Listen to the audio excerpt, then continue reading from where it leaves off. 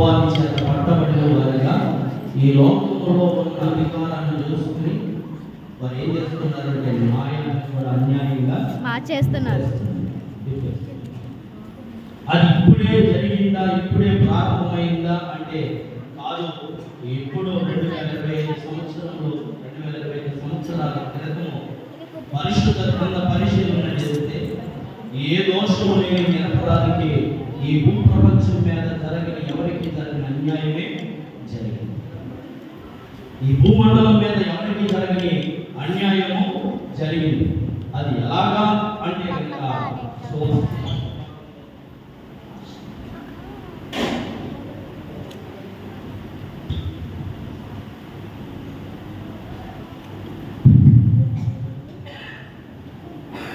నేటి అన్యాయం గురించి మనం చదివిన మాటల్లో ఉన్నది.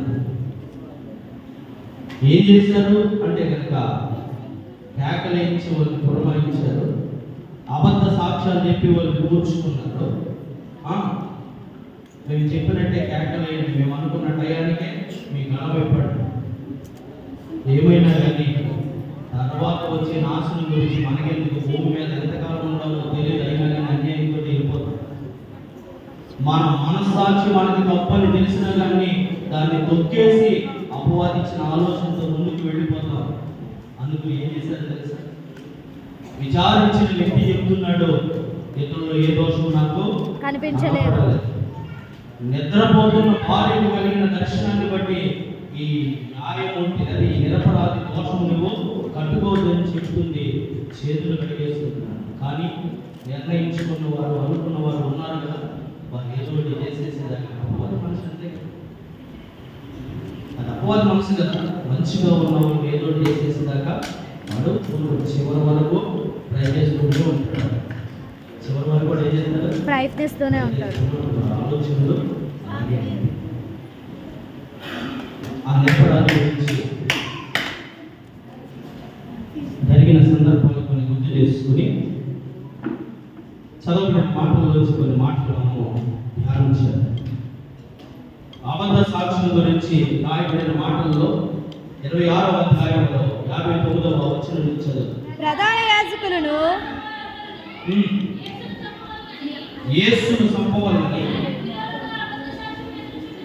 ఏ విధంగా విరోధముగా ట్రై చేస్తున్నారు. దానికోసం ఈ ప్రయత్నంలో మంచి చేద్దామన్న ఆలోచన ఉంటే, లేకపోతే అక్కడ నిలబెట్టిన ఆయన గురించి ఏమైనా ఒక అడుగు ఆగి ఆలోచన చేస్తే ఏదో ఒకటి మంచి అన్నది లేకపోతే ఏం చేస్తున్నది తప్పన్నది కనబడదు. కానీ మీరు ఏం కలుగుతున్నారంటే కనుక అపవాది కలుగు చేసిన అంధత్వాన్ని కలిగి ఉన్నారు.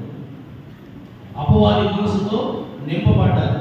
అందుకనే జనసమూహం ప్రధాన యాజకులను ఏం చేస్తున్నారంటే కనుక ఒకవేళ దేవుడు ఎవరినొకరిని ప్రేరేపించి నిలబెట్టి ఆయన పక్షంగా మాట్లాడిచ్చేస్తారేమో, అందుకు మనం ఏం చేయాలి? అబద్ధ సాక్ష్యాలని ఉంచుకోవాలి, వెతకాలి. అబద్ధ సాక్ష్యాలను మనం వెతకాలి. అంటే చేస్తుంది అన్యాయం అని తెలుసు, అన్యాయంలో ఇంకో అన్యాయం కదా. అబద్ధ సాక్ష్యాన్ని వెతకాలి. నిరపరాధి గురించి చదువు. లోకసువార్త 23వ అధ్యాయం 4వ వచనం.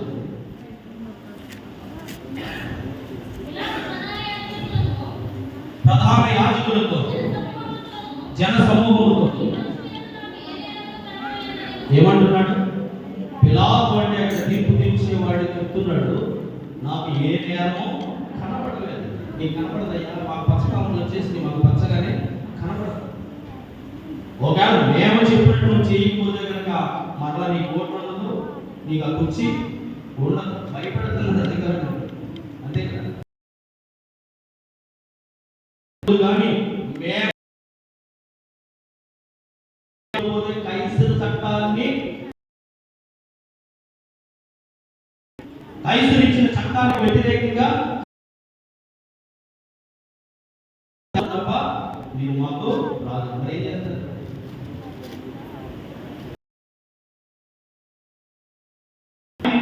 జడ్జిగా ఉన్నవారు చెప్తున్నారు, ఇతరులు మాకు ఏ దోషమో కనపడచ్చు. మరి ప్రధాన యాజకులకు జన సమూహములకు కనబడలేదు. కనపడలేదు. 14 వచనం కూడా తిరుగుబడులు.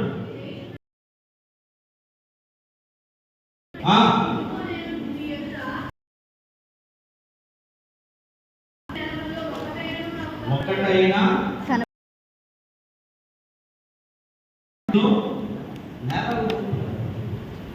ఇంకా ప్రస్తుత పరిస్థితుల్లో కూడా అవే నడుస్తుంది. న్యాయం ఏమైపోతుంది అంటే దీన్ని బట్టి మనకు అర్థం వస్తుంది ఏంటంటే దేవుడికే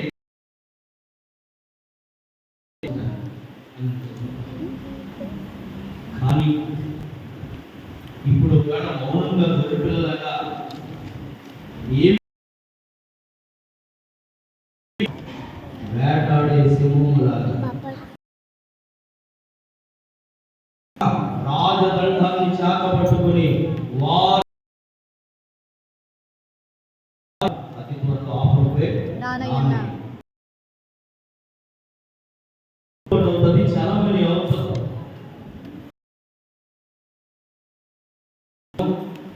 నీ ఆలోచన కానీ న్యాయాధిపతి అయిన దేవుడే వచ్చినప్పుడు సమూహాన్ని నింపి గొల్లవాడు మేకలను వేరుపరిచిన రీతిగా తనకిష్టమైన పిల్లలను పరలోక రాజ్య పౌరుషత్వం కలిగిన వారిని వేరుపరుస్తాడు. చదువు 14 వచ్చిన మరొకసారి. ప్రజలు తిరుగుబడినట్టు చేయించున్నాడని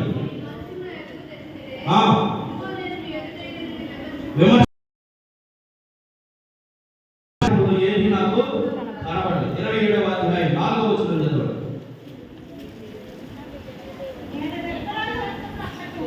నేను నిరపరాధి ఎవరు తీర్పు తీర్చేవాడు వెంటలేదు. అందుకనే పిలాతు ఏమంటాడు, నేను నిరపరాధి రక్తం అప్పగించి నేనేం చేయను. ఎవరు పిలాతుగా ఇస్కరియోతు యోధ చెప్తున్నాడు. ఏం చెప్తున్నాడు అంటే కనుక లాభం అనుకుని లేకపోతే ధనమే స్థిరం అనుకుని ఫ్యూచర్ లో సెటిల్ అయిపోదాము వాడు తెలుసుకున్న తర్వాత, వాడి కళ్ళు తెరవబడిన తర్వాత ప్రధాన వారి దగ్గరికి వెళ్ళి ఇదిగో మీకు ఇక్కడ తీసుకున్న ధనము మీరే తీసుకు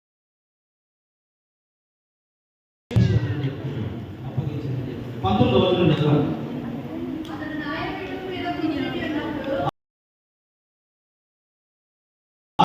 భార్య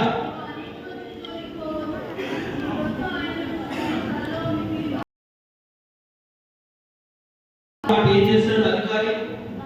నడవలేదు.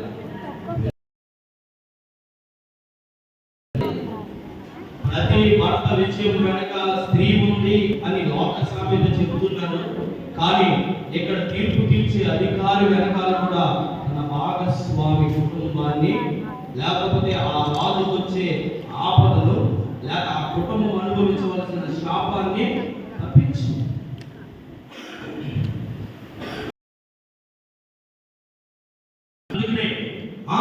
అనేక మంది అక్కడ ఉన్నా కానీ జన సమూహం అంతా ఒకే స్వరమిస్తున్నారు. ప్రధాన యాజకులుగా యాజకత్వం చేసేవారు కూడా వీరి ఆటలు సాగుతలేదని వీరందరూ గుంపుకూడదు. కానీ రాజు దగ్గరికి వెళ్ళకూడదు. అలాంటి ఆవుడు ఏం చేస్తుందో తెలుసా? ఈ వార్త ఖచ్చితంగా తెలియాలి, లేకపోతే రేపన్న రోజు నా కుటుంబానికి శాపం వస్తుంది, నా శిరసైన వార్త అధికారం కూలిపోయి ఆ నిరపరాధ రక్త దోషాన్ని అనుభవించవలసి వస్తుందని ఈ పొద్దు దిక్కిని కలలో బాధపడ్డాను. కలలోనే అంత బాధపడితే నిరపరాధికి మనకెన్ని బాధలు వస్తాయో అని చెప్పినప్పుడు ఆ భార్య మాట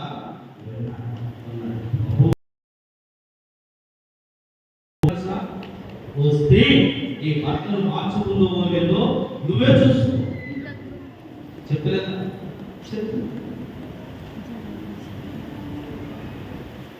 ఇక్కడ ఏం చేసింది, ఏం జరిగిందంటే ఆ అధికారి మాట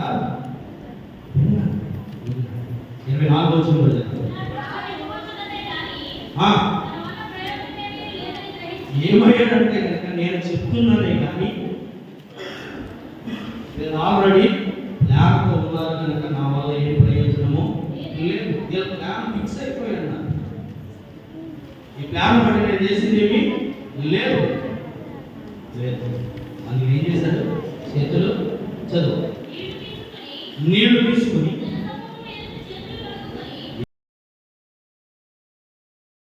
అడిగేశాడు. దీన్ని బట్టి నీకు నాకు అర్థమవ్వాల్సింది, నిరపరాధి రక్తాన్ని నాకు మనకే సంబంధం లేదు. తన భార్య మాట విని లేదా తీర్పు తీర్చినప్పుడు తనకి ఆలోచించిన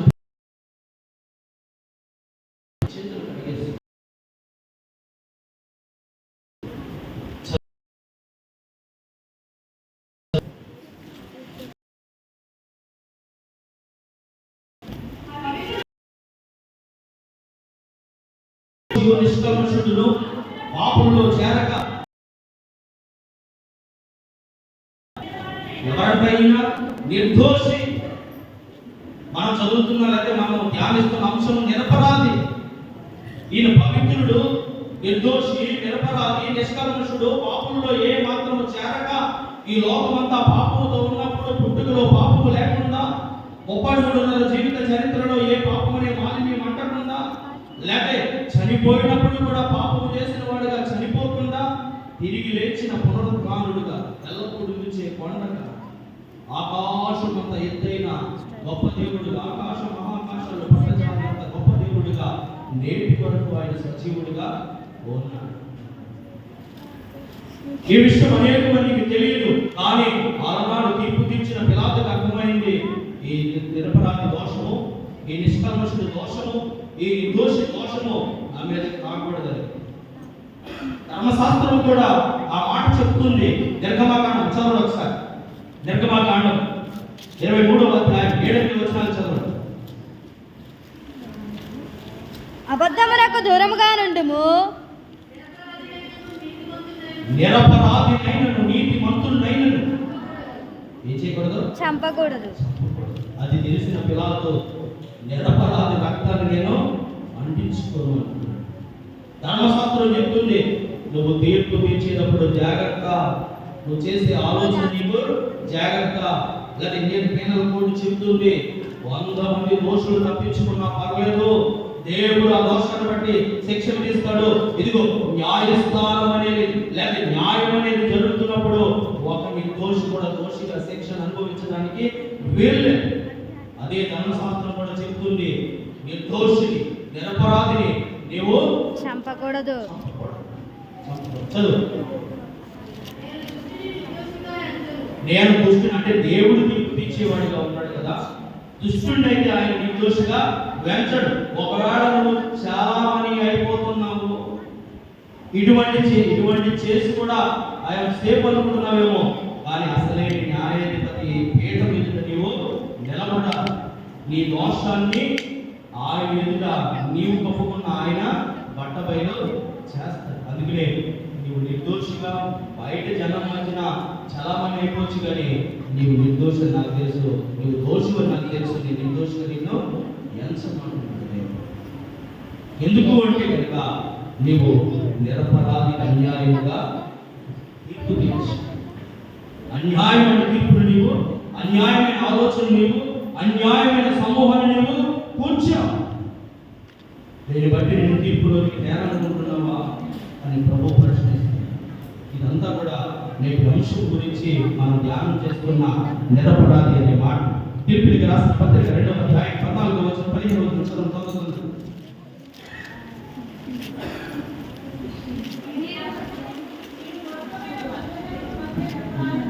మీరు మూర్ఖులైన వక్రజనం మధ్య వారితో కలిసిపోకుండా ఎలా ఉండాలి అంటే కనుక మీ తండ్రి నిరపరాధిగా ఉండి, నిర్దోషిగా ఉండి, నిష్కల్మషుడిగా ఉండి అన్యాయమే పొందాడు.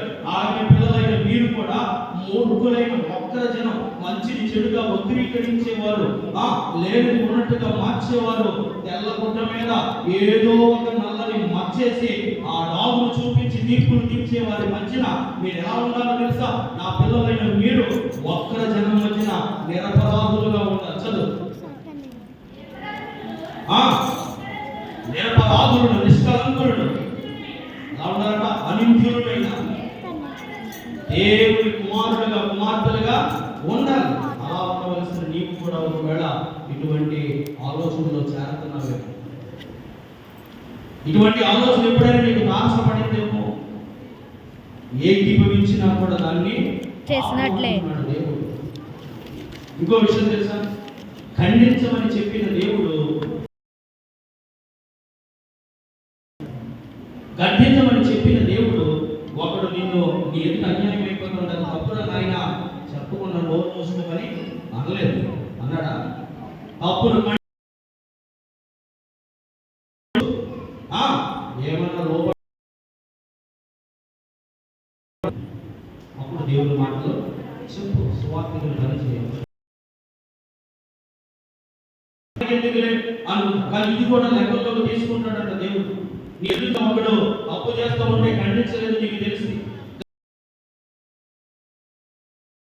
అని దేవుడు చేసి కూడా నేను కళ్ళు మూసుకోమనలేదు, నేను నోరు మూసుకోమనలేదు, నేను మాట్లాడమన్నా, చూస్తున్న నీవు ఆ అన్యాయాన్ని పరిగెట్టమన్నా, పరిగణలోకి తీసుకోమన్నా.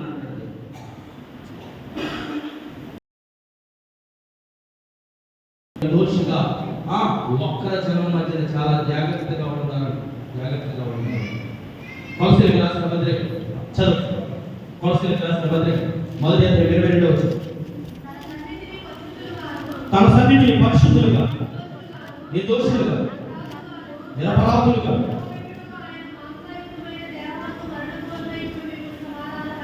ఎవరిని మాంసాయుక్త దేహం ఎవరికంటే మనది, మన శరీరం దాల్చిన దేవుడు మనము కూడా అలాగ ఉండాలని ఆయన మాంసాయుక్తమైన మానవ శరీరాన్ని దాల్చాడు. ఎవరి కోసం అంటే మన కోసం. ఉండలేము ప్రభు, వాళ్ళు ఊరుకోరు, జనం ఎక్కువ అంటాక లేదు, నేను అలా ఉన్నాను అని చెప్తున్నాడు ప్రభు. మాంసాయుక్తుడిని, రక్త మాంసాలు కలిగిన వాడిని, 33 సంవత్సరాల చరిత్రలో ఒకవేళ నిందలు వచ్చిన, అవమానాలు వచ్చిన, నా మీద ఉపద్రవమే వచ్చిన, అపవాది పెద్ద కెరటం లాగా, ఉప్పులు లేక నన్ను ముంచేయడానికి వచ్చినా కానీ అలాగే ఉన్నాను. దేంతో అంటే కనుక దైవత్వంతో కాదు, మానవ దేవిగా మాంసాయుక్తమైన శరీరంతో నేను ఉన్నాను. అంటే నీవు కూడా జయించగలవు, నీవు కూడా జయించగలవు. ఒకవేళ ఇదిగో నాకు జరిగినట్లే అన్యాయమైన తీర్పు నీకు జరిగితే పరలోకంలో నీకు సింహాసనం ఉంది. ఎలాగైతే నాకు పైన కింద భూమి మీద పరలోకంలో అధికారం ఇవ్వబడిందో అలాగే నీకు కూడా అధికారం ఇవ్వబడుతుంది. అంటే ఉండగలమంటే ఉండగలము. అందుకనే నేను మానవుడిగా మాంసాయుక్త దేవిగా ఈ భూమి మీద ఉంది చూపించాను కనుక ఒక్కరి జనం మధ్య నీవు కూడా అలా ఉండొచ్చు, ఉండాలి అని ప్రభువు చెప్తున్నాడు. అలాగే ఉన్నారా అంటే కనుక చూడండి, లోక సువార్త 10:6 చూడండి. వృద్ధాప్యంలోకి వచ్చేసిన ఒక జంట ఎలా ఉన్నారు? సకలమైన ఆజ్ఞలు చొప్పున ఎవరాలు? జకరియా, ఎలిజబెత్. ఉన్నారా అంటే ఉన్నారు, ఉండగలమంటే ఉండగలం. ఇదిగో ఆధారం. దేవుని నమ్మిన వారు ఉన్నారంటే నిండు పండు వృద్ధాప్యంగా వచ్చేసినా కానీ వారు ఎలా ఉన్నారంట?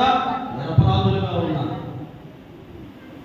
ఒక్కరి జనం మధ్యనే వృద్ధాప్యంలోకి వచ్చేసి వరకు కూడా వారి మీద నేరం మోపడానికి ఏది కూడా లేదు. దేవుడు ఇస్తున్న సాక్షులు, దేవుడి గ్రంథంలో రాయిస్తున్న మాటలు ఉండగలవంటే ఉండగలరు, ఉండాలి అని చెప్తుంది.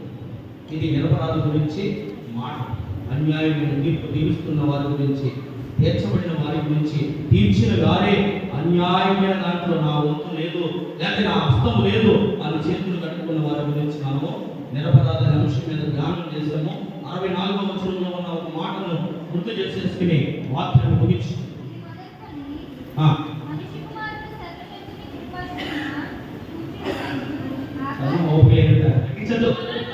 ఇది మొదలు మనిషి కుమారుడు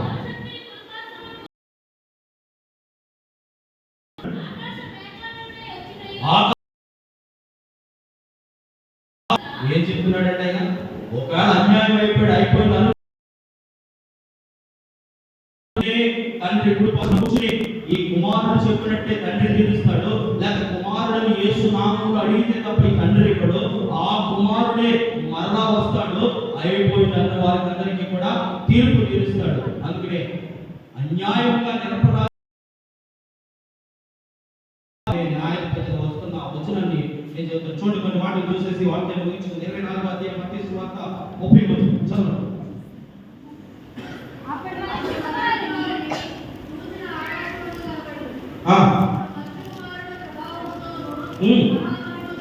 మహామహిమతోను వచ్చుడు. ఆయన ఎలా వస్తారంట? మహామహిమతోను ప్రభావంతోను వస్తారు. ప్రకటన గ్రంథం 1వ అధ్యాయం 7వ వచనం. ఇదిగో ఆయన మేఘాలపై వచ్చుచున్నాడు, ప్రతి కన్ను ఆయన చూస్తారు. వారు కూడా ఏం చేస్తారట? చూస్తారు. చూడండి, అపోస్తలుల కార్యముల గ్రంథం 1వ అధ్యాయం 11వ వచనం. గాలిలో మనుష్యులారా, ఆయన ఆరోహణమై వెళ్ళిపోతున్నప్పుడు 500 మందికి పైగా అక్కడ నిలబడి చూస్తున్నారు. గలిలయలో చదువు. పరలోకమునకు చేర్చుకొనబడిన ఆ యేసే పరలోకమునకు వెళ్ళి మీరు చూచుచున్నారో తిరిగి వస్తాడు. న్యాయాధిపతి అయిన దేవుడు అన్యాయం అయిపోయింది అనుకుంటాక లేదు, అన్యాయానికి న్యాయం తీర్చడానికి త్వరలో ఆయన రానయ్య.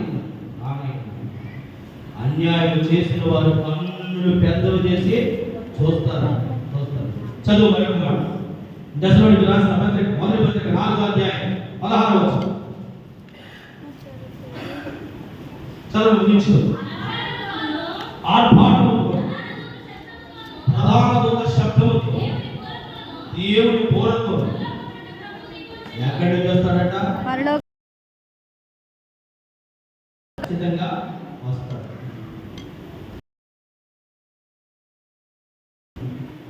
ఆయన నిరపరాధి అనే మాటలు తీర్పు గురించి, ఆయన నిర్దోషత్వం గురించి మనం ధ్యానం చేసాం. 64వ వచనం.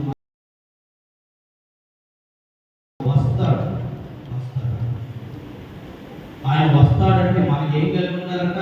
సిద్ధపాటు. ఆ తీర్పులోనికి రాకుండా, అన్యాయమైనది చేయకుండా ఇక్కడి నుంచే యథార్థత కలిగి అన్యాయపు చాడలేమన్నా మనలో కనబడితే ఈ లోకంలో ఉన్న కోర్టులను మోసం చేయొచ్చు. అంతే కదా, కోర్టులు 9,000 కోట్లు లేదా 900 కోట్లు అని ఒక విజయం చేసి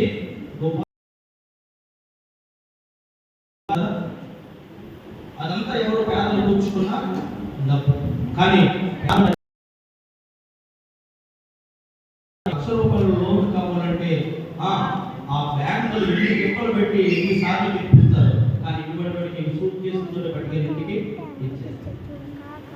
అలాంటి లోన్ లేకపోతే ఆ అన్యాయం చేయడానికి సపోర్ట్ చేసినట్టు అది బాగానే ఉంది అనుకుంటారేమో. వీళ్ళందరికీ కూడా దేవుడు ఏం చేస్తారన్నాడు? న్యాయం తీరుస్తాడు. వస్తాను.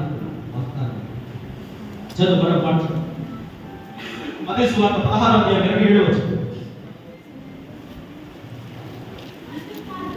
మనిషి కుమారుడు ఏం చేస్తున్నాడంట? ఆయన తన దూతలతో కూడా మీరు బాగా ఆలోచన చేస్తే ఆత్మదేవుడు మనతో నిత్యం మాట్లాడుతున్నాడు, రక్షణ గురించి మాట్లాడుతున్నాడు, బాప్తిసాల గురించి మాట్లాడుతున్నాడు, సిద్ధపాటు గురించి ప్రపంచంలో జరుగుతున్నాయి గుర్తు చేస్తూ మనం పేర్కొంటున్నాడు. ఇదిగో తీర్పు ఆసన్నమైనదని మరొకసారి మనకి చెప్తూ ఉన్నాడు.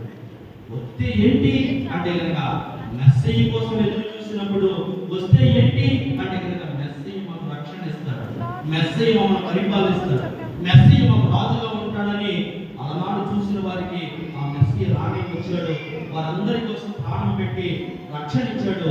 కానీ మరలా ఇప్పుడు వస్తున్నాడు అంటే ఎలా వస్తాడు అన్న అవగాహన నీకు నాకు రావాలి. రాజు నన్ను చేతితో పట్టుకుని న్యాయం తీర్చేవాడిగా, గొర్రె పిల్లగా వచ్చిన వాడే సింహంగా మారి వస్తున్నాడు. ఎప్పుడు అంటే కనుక లేఖనము చదువుతున్న నీ చెవులకు వినబడుతున్న మాట ఏంటో తెలుసా? త్వరలో. అదే కదా, త్వరలో ఆయన రాబోతున్నాడు. చదువు యోహాను పత్రిక, యోహాను రాసిన మొదటి పత్రిక 5వ అధ్యాయం 11వ వచనం నుండి చదువు.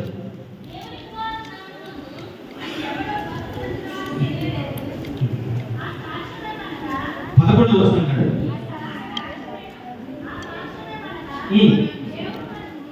దేవుడు మనకు నిత్య జీవం దయచేస్తున్నాడు. ఆ జీవం ఆయన కుమారుని ఉన్నది. దేవుని కుమారుని అంగీకరించిన వారు, దేవుని కుమారుని అంగీకరిస్తే ఏమవుతుందంట? జీవము గలవాడు, బ్రతికి ఉండేవాడు. ఎల్లప్పుడూ కూడా ఎల్లప్పుడూ బ్రతికి ఉండడానికి యథార్థత కలిగి భూమి మీద ఆయన చూస్తున్నాడని బైబిల్లో కూడా చేస్తావా? అల్పకాల పాప భోగం అనుభవించడానికి అన్యాయంతో ఏకీభవించి తీర్పులో నిలబడి నిత్యము వేతన పడే నరకంలోకి వెళ్ళిపోతాడు. చాయిస్ జీవాలు. దేవుడు చెప్పేది ఏంటంటే నీ ఇష్టం, అవకాశం నీకే ఇచ్చేస్తున్నాడు. దాన్ని నీకు నేను ఎలా వినియోగించుకుంటే, అన్యాయం అని తెలిసినప్పుడు అవకాశం ఉంటే గద్దించి ఖండించి బుద్ధి చెప్పేలాగా దేవుడి కుమారుడిగా కుమార్తెగా ధైర్యంగా ఉండి అలా నడుచుకుంటావా? లేకపోతే నాకెందుకు అని కళ్ళు మూసుకుని నోరు మూసుకుని అనేక మంది చూస్తూ వెళ్ళిపోయారు. ఎవరు పడిపోయారు రోడ్డు మీద?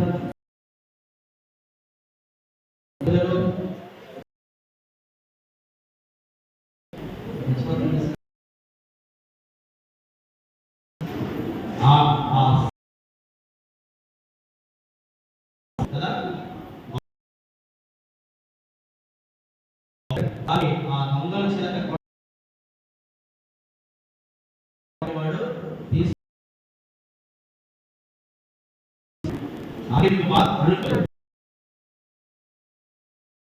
దేవుడు నిన్ను తప్పుకోడు. అందుకనే ఈ రాత్రి త్వరలో రాబోతున్నాడు. అన్యాయం లేదు, పొత్తు మనకు లేదు. ఏ పాపము లేని తండ్రికి అదే ఆ ప్రభు ఆయన కుమారుడుగా కుమార్తెగా నీకు నాకు అన్యాయం జరిగినా భరించు, అనుభవించు. కానీ దానికి తగ్గ పరలోకంలో నీకు నాకు ఆ తప్పు చేసిన వాడికి, అన్యాయం చేసిన వాడికి తీర్పు అనేది కూడా అది గ్రహించి దేవుడి నీ మాటలు